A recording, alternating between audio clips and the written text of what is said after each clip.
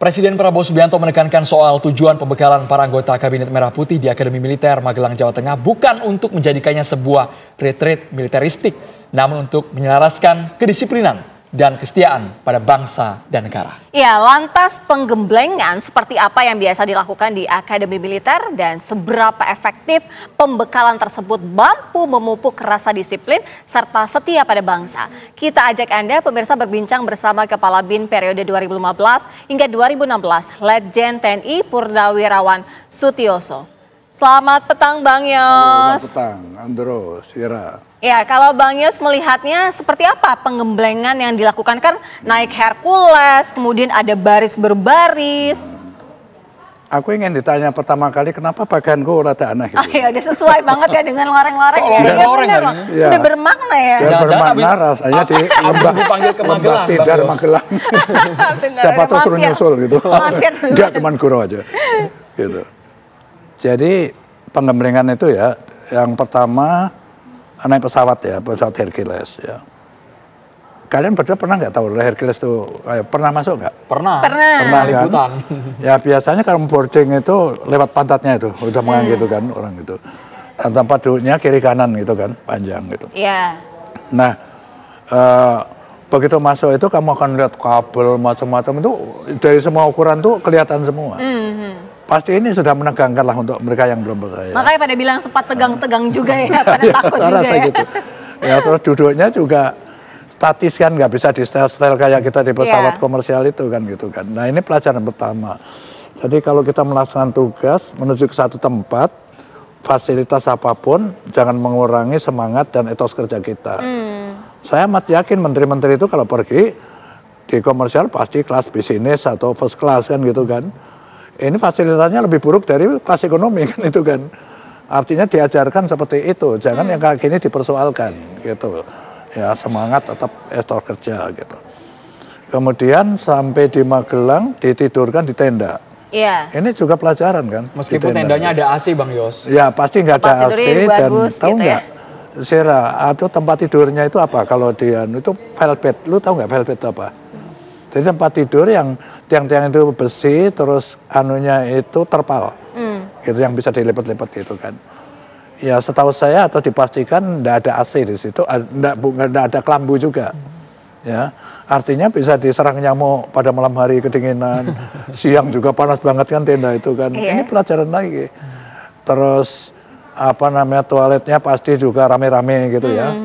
Terus saya lihat di tayangan itu makannya juga bareng itu pasti masakan dapur Akmil kan rame-rame. Gitu. Ada waktunya lagi ya. Nah apa yang bisa diambil di sini sekali lagi itu dalam melaksanakan tugas ya fasilitas-fasilitas sederhana. Yang penting kita bisa istirahat, yang penting kita bisa bekerja. Jangan dipersoalkan lagi hal-hal seperti itu gitu ya. Harus ini apa namanya kelas menteri harus mewah harus ini, nah itu sudah harus kita tinggalkan pikiran-pikiran seperti itu. Bang Yos, yang menarik kami yakin Bang Yos sangat mengenal seluk-beluk di dalam Akmil di Magelang. Bukan mengerti, udah hafal. Udah hafal ya. di mana bagian belakang, depan, ruang tamu, seluruh ruangan sangat hafal. Kami dengar Bang Yos juga senior, kakak tingkat dari Prabowo Subianto. Sambil mungkin Sira tunjukkan fotonya nih, gimana ceritanya nih. Oh itu foto itu. Iya. Foto waktu saya Panglima, beliau di Danjen Kopassus itu momen itu. Oh ya. Kenal banget ya, Bang Yos. Ya waktu gini ya, aku tentara itu kan di Kopassus pakai baret merah ya. Terus letnan kolonel saya pindah di Kostrad pakai baret hijau 9 bulan. Balik lagi ke Kopassus aku jadi kolonel. Nah pada saat itu Pak Prabowo ini juga dipindah ke Kostrad. Cuman nggak sempat ketemu karena aku udah balik lagi ke Kopassus. 3 tahun kemudian saya ditarik lagi ke Kostrad. Nah beliau masih di Kostrad. Sebagai kepala staf brigade saya Asop Kostrad. Disitulah sering kumpul, sering bareng. Ya terutama ke luar negeri lah ya. Kita keliling Amerika itu ingat saya ke Inggris, ke Perancis, ke Jerman gitu. Terus Amerika. Kita berdua pernah mewakili Special Forces Conference di Hawaii, tuan rumahnya Amerika gitu. Terus ke sana lagi bareng Pak Wismoyo gitu. Bang Yos pernah melatih Prabowo Subianto, Presiden Prabowo Subianto? Terus yang itu saya kira yang kunjungan di Amerika itu. Oh yang ini. Ingat saya itu momen di West Point itu di Akademi Militer di Biar kamera Amerika ambil Serikat. ya. Oh. Nah itu yang paling ujung sana saya, paling kiri itu Pak Prabowo ya, pangkatnya masih letkol, saya kolonel. Terus atas pertahanan Pak Wismoyo Aris Munandar sama Kepala Panglima Divisi Pak Mujani Syukur itu kayaknya ya. Itu ya. Lalu Kalau yang ini, Bang foto Yos? itu Sama-sama pada baret merah. saat Pak Wiranto dinobatkan jadi warga korps baret merah gitu kan. Saya Panglima diminta Danjen Pak Prabowo, saya suruh mendampingi kan itu. Itu momen itu di jantung itu. Dari Foto banyak itu. momen ini Bang Yos kaget gak cara Prabowo yang baru dilantik kemudian memboyong semua pembantunya menuju ke Akmil, Magelang? Ya saya nggak kaget gitu, dan menurut saya itu langkah baik kan, yang seperti apa yang bisa dipetik pelajaran dari itu semua kan. Misalnya di militer sana itu kan bisa aja di latihan menembak atau melalui halang rintangan segala macam itu ya. Kenapa hanya baris per baris yang diambil kan? Baris per baris itu kan bisa dilakukan TNI Polri, anak-anak sekolah, pramuka, Iya. apalagi organisasi kemasyarakatan juga kan itu kan. Tapi ini mengandung makna yang sangat luas ya. Yang pertama adalah kepatuhan, ya, kepatuhan perintah kan, gitu, kebersamaan gitu. Kalau ada perintah suruh hadap kanan, kamu jangan hadap kiri sendiri, nah, gitu kan. Berarti kan tim itu menjadi nggak kompak, lalu sasaran nggak bisa tercapai, keindahan itu kan. Nah, saya lihat tayangan di sini yang menarik saya itu pada saat baris berbaris, ternyata Presiden Prabowo itu ikut masuk di pasukan. Berarti kan dia juga ikut hadap kiri, hadap kanan, jalan gitu kan. Berarti Menyontohkan kan begitu ya yang Bang Yos ya? memerintahkan ini kan saya tebak itu pasti ya itu. Dia kan di masuk barisan. Ya. Iya. Yang memerintahkan ini pasti pelatih Akmil, bisa aja dia hanya Bintara. Ya kan? Apa maknanya ini? Bahwa dia ingin menunjukkan bahwa kita loyal, siapa yang berdiri di sana itu adalah pemimpin. Pangkatnya dia jenderal, dia orang nomor 1 di Republik, itu yang merintah-merintah dia hormat itu siapa? Tapi kita harus loyal karena saat itu di dalam momen itu dialah pemimpinnya. Nah, tentu di dalam kabinet itu bisa kita berikan contoh begini ya, mungkin momen ya. Misalnya pengentasan kemiskinan. Saya sekarang ada menterinya kan? Iya. Gitu. Pada saat kita akan melakukan program pengentasan kemiskinan kan menteri itu yang jadi penjurunya kan. Tetapi kan ada kementerian, mungkin lembaga lain yang terlibat di dalamnya. Padahal lembaga itu dipimpin jenderal misalnya kan. Terus kementerian dipimpin profesor, doktor gitu. Nah, sementara aku nggak hafal itu yang menteri ini kan. Artinya kalau dia sedang memimpin itu semuanya loyal ke dia. Saya rasa makna itu yang ingin ditunjukkan oleh Presiden Prabowo. Kenapa dia masuk barisan? Yang diperintah-perintah pelatih Akmil yang mungkin itu Bintara saja. Itu maknanya seperti itu. Kalau untuk lokasinya sendiri kan juga sangat-sangat bersejarah begitu ya Iya, Bang iya. Yos ya. Artinya Sangat sakral makna lah gitu. apa yang ingin disampaikan dari Presiden Prabowo Subianto ini kepada para menteri dan wakil menteri? Ya kalau Magelang yang dipilih itu kan memang kebetulan namanya Magelang itu, kalau orang Jawa itu disebut Pakune Jawa gitu, pakunya di Jawa. Lihat di peta ya, Magelang itu persis di tengah-tengah. Nah, Gunung Tidar itu dianggap paku Jawa itu adalah Gunung Tidar itu. Jadi maknanya gitu. Saya sangat terkesan di Gunung Tidar karena pada saat taruna baru ya, ini latihan siang udah capek sekali, terus mandi kan sebelum makan kan. Karena ada bak kosong yang nggak kepake gitu kan, mandi umum kan gitu kan. Aku tertidur di situ, gitu kan. Nah ketahuan pada saat apel kurang satu siapa? Oh, Saperta calon prajurit Taruna Sutioso dicari ketemu di kamar mandi. Ngerti nggak apa yang saya dapat hadiahnya itu? Apa? Saya dihukum 1 minggu lamanya. Pagi menaikkan bendera di puncak Gunung Tidar dan sore saya menurunkannya. Itu setiap hari selama 1 minggu saya gunung gitu. Jadi Gunung Tidar itu amat mengesankan bagi saya karena pernah dapat hukuman seperti itu. Aku Pengalaman Ada ceritanya ya Bang Yos artinya ya? memang tempat itu menurut saya bukan merendahkan tempat akademi angkatan laut, akademi kepolisian maupun anu ya, tetapi kapan tempat itu saya rasa tempat yang tepat lah ya. Baik. Bang Yos, poin menarik lainnya ketika kemarin di Parade Senja, Prabowo Subianto mengatakan bahwa kalau saya basa-basan, kalau anak buah basa-basan, pemimpin juga harus basa-basan. Kalau anak buah panas-panasan, pemimpin juga harus panas-panasan. Maknanya kalau dari perspektif Bang Yos sebagai rekan, sebagai teman juga dengan Prabowo, apa Bang Yos? Dijawab sesaat lagi Bang Yos. Kita harus iklan dulu, hanya di Kabar Petang Pemirsa. Bang Yos ditanggapi pernyataan dari Prabowo Subianto, kalau anak buah basa-basan, pemimpin juga harus basa-basan. Kalau panas-panasan, pemimpin juga harus panas-panasan. Iya, ya itulah pemimpin seperti itu ya. Pemimpin itu jangan pernah meninggalkan anak buah ya saat kondisi itu nggak enak lah gitu kan. Itu kan pasti dalam pertempuran juga seperti itu kan. Makanya kalau dalam bahasa Jawa itu tiji tibeh gitu kan, kalau mati siji mati kabeh. Nah, sekarang kehujanan satu, kehujanan semua termasuk walaupun dia seorang presiden kan gitu. Saya itu pesan dan contoh yang baik gitu kan. Artinya para menteri itu kan kalau kembali ke kementeriannya kan dia pemimpin dia kan, punya anak buah juga nggak sedikit kan. Nah kira-kira dicontohkannya seperti itu gitu. Ya jangan upacara anak buahnya hujan-hujanan dia pakai payung sendiri, itu kan nggak elok dilihat. Ini contoh yang sederhana aja bisa kita jabarkan atau kita bisa contohkan yang lebih luas lagi kan. Gitu. Bang Yos selama mengenal Presiden Prabowo Subianto ini sosoknya seperti apa? Kalau kita lihat kan setelah pelantikan langsung penggemblengan dilakukan, artinya pekerja keras, kerja cepat begitu. Kalau Bang Yos melihatnya, mengenalnya seperti apa? Iya, seorang pemimpin itu gini ya. Mari kita baca track record ya. Saya menilai bahwa Prabowo Subianto itu sosok pemimpin yang punya sukses story. Ya, saya kan bersama-sama di Kopassus, di Kostrad, bareng sama dia kan. Kalau saya Kopassus, Kopassus gitu kan. Kalau Pak Prabowo ini Kopassus, Kostrad gitu kan. Nah, jadi saya amati terus pada saat misalnya jadi mayor ya dipromosikan menjadi Komandan Batalion 328 Kostrad. Itu batalion terbaik seluruh Indonesia, Batalion 328 ya.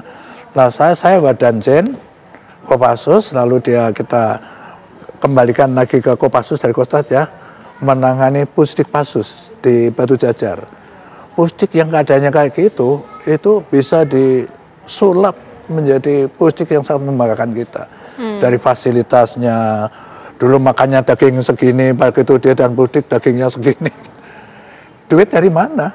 Dipastikan dia membiayai sendiri, gitu ya. Lalu menjadi Danjen Kopassus. Itu pasukan elit kita Kopassus, termasuk pasukan elit nomor 3 yang disegani di dunia, gitu, di dunia ya. Nah sekarang saat beliau, tak ingat lagi ya, memimpin organisasi kemasyarakatan pencak silat misalnya, kan penyumbang emas terbesar, medali emas terbanyak kan pencak silat pada SEA Games ya. Terus saya tandain lagi waktu di pertempuran ya, saya nggak pernah ya satu tim atau karena kita berbeda angkatan jauh ya aku dengan dia ya. Tapi saya monitor dari anak buahnya, dia pemberani, dia termasuk perwira yang sangat berani di medan pertempuran. Lalu pada saat misi penyelamatan Sandra di Papua kan juga sukses juga gitu. Jadi yang saya baca itu beliau ini saat memimpin organisasi apapun itu selalu ingin menjadi sukses terbaik gitu. Nah, saat kepilih jadi presiden kan ada kata-katanya akan menjadikan Indonesia itu macan Asia gitu ya. Nah, oke lah. Dengan track record dia seperti itu tadi ya, dan kehendak dia yang amat kuat di hatinya itu untuk mensukseskan misi itu. Nah, dengan kondisi yang dihadapi sekarang yang katakan ya tidak baik-baik amat lah ya, menjadi macan Asia Tenggara pun sudah oke menurut saya selama 5 tahun ini kan gitu kan. Nah, oleh karena itu dengan karakter yang dia miliki itu sepatutnya kita optimis gitu ya dengan pemimpin kita yang baru ini. Namun Andro ya dan Sera ya, pemimpin itu kan bukan bekerja sendiri. Apapun tingkatannya ya, termasuk juga pemimpin negara kan. Sehebatnya pemimpin, sehebatnya panglima perang atau komandan pasukan, kalau anak buahnya tidak bekerja maksimal, ya tentu juga gagal misi itu gitu. Nah, oleh karena itu kita sangat berharap ya tim Kabinet Merah Putih ini benar-benar seperti juga di dalam prinsip-prinsip orang menaruh orang dalam organisasi apapun itu kan ada prinsip dasarnya Andro, yaitu the right man on the right place kan gitu kan. Kita tentu berharap atau saya sendiri berasumsi yang sudah dipilih oleh Presiden Prabowo itu adalah orang-orang the right man memang kan. Dia memang kompeten di bidang masing-masing yang akan dia pimpin, apakah itu kementerian, apakah itu lembaga. Asumsi kita seperti itu. Oleh karena itu yuk kita lihat ya, paling tidak 6 bulan pemerintahan berjalan bisa kita lihat apakah itu. Dan dengan karakter beliau yang dia miliki, aku amat yakin beliau tidak akan segen-segen untuk mencopot orang yang memang ternyata nggak kompeten. Jadi kalau ada yang kinerjanya nggak sesuai, bahkan mungkin terjerat kasus, itu tidak tedeng aling-aling? Dari pengalaman saya dia memimpin, saya kira gitu. Untuk menyelamatkan misi dan organisasi yang dipimpin kan negara sekarang. Gitu. Sebaliknya orang yang dianggap kinerjanya baik, ya dia akan pakai terus kan. Contohnya ya Mayor tadi itu kan. Mayor itu mungkin beliau kan memuaskan kerjanya sehingga dibawa terus sampai ke kabinet juga gitu. Ya tentu bagaimana orang kompeten apa tidak kan ya mari kita nilai bersama-sama. Saya rasa di alam demokrasi ini kita rakyat kita ini yang di luar kan boleh juga akan memberikan masukan. Menteri ini bagus, menteri ini karena Andro waktu terus berjalan. Waktu beliau targetnya 5 tahun kan, ya syukur nanti bisa 2 periode kan, tapi paling tidak kan 5 tahun Indonesia ini harus menjadi macan Asia Tenggara itu yang saya katakan tadi harapannya kan gitu. Jadi banyak hal-hal yang harus ya adalah itulah maka digembleng di Magelang untuk membangun kekompakan tim, loyalitas gitu kan, kerjasama satu dengan yang lain, menerima kondisi seperti apapun. Ya, keterbatasan apapun, fasilitas apapun, tidak mengurangi etos kerja dan semangat mereka. Itu menjadi bagian penting untuk dibina dengan baik. Jadi mudah-mudahan walaupun waktu mungkin hanya 3 hari, tetapi pengembangan di Magelang ini bisa menghasilkan satu hasil yang maksimal lah gitu bagi Kabinet Merah Putih itu. Iya, Bang Yos begini, ketika pembekalan sudah diberikan, artinya kalau tadi ada konsekuensinya jika memang kalau para pembantu presiden ini tidak bekerja dengan baik, ada konsekuensinya. Tapi kalau dari Bang Yos sendiri melihat evaluasi berkala akan dilakukan oleh Presiden Prabowo? Ya pasti itulah. Dia kan bukan kemarin sore memimpin organisasi kan yang seperti saya ceritakan tadi. Sampai dia pangkat jenderal ini kan sudah tahap-tahap operasi itulah memang di Akademi Militer ya lulusan militer kita ini kan itu memang disebut apa namanya perwira jabatan sekolah di Akmil itu. Maksudnya perwira jabatan itu apa? Ya jangan salah di Akmil itu bukan diajarkan 100% hanya 50% militernya. 50% pengetahuan umum sehingga diharapkan seluruh Akmil itu bisa menjabat jabatan apa saja. Gitu maka disebut perwira jabatan gitu ya. Nah oleh karena itu dengan cerita saya tadi yang saya lihat ya gitu kita kan menilai orang ini pemimpin kita dari perspektif yang positif ya. Negatifnya apa ada Bang kalau Anda tanya gitu ya pasti ada lah, aku juga banyak kurang semua orang kan. Tetapi dengan karakter yang saya ceritakan tadi menurut saya sepatutnya kita optimis gitu. Tetapi sekali lagi saya lihat apapun pemimpin itu sangat tergantung juga pada anak buahnya. Dan ini Kabinet Merah Putih itu tadi. Bang Yos yang betul-betul kenal dengan Presiden Prabowo Subianto, mungkin ada pesan secara langsung yang ingin Bang Yos sampaikan kepada Presiden Prabowo di masa kepemimpinannya saat ini, Bang Yos? Wah, ada harapan, ada pesan. Ini tugas berat ini aku itu siapa masa menasihati Presiden. Ya aku hanya sebagai senior aja ya, sebagai senior yang pengalamannya juga terbatas lah gitu kan. Ya saya mengharap ya Presiden Prabowo ini kembali ke jati dirinya gitu. Aku amat yakin kalau karakter dia yang asli dia terapkan dalam pemimpinan itu, Indonesia ini akan sukses. Macan Asia bukan barang aneh satu saatnya nanti, gitu ya. Artinya karakter dia itu udah tegas. Tegas bukan militeristik loh, jangan keliru ya, orang tegas itu dia tipe yang tegas gitu. Dulu memang karakteristik ya. Dan dia punya perjalanan itu, dia punya sukses story dia.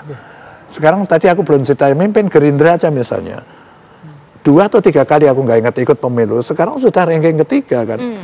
Hampir menyamai partai-partai yang sudah tua sekali kan, PDIP dengan Golkar itu kan. Artinya ya dia mimpin negara pasti punya ambisi yang amat kuat. Ambisi itu bukan negatif ya, kalau ambisius negatif, ambisi yang kuat ya untuk bisa mensukseskan misi dia.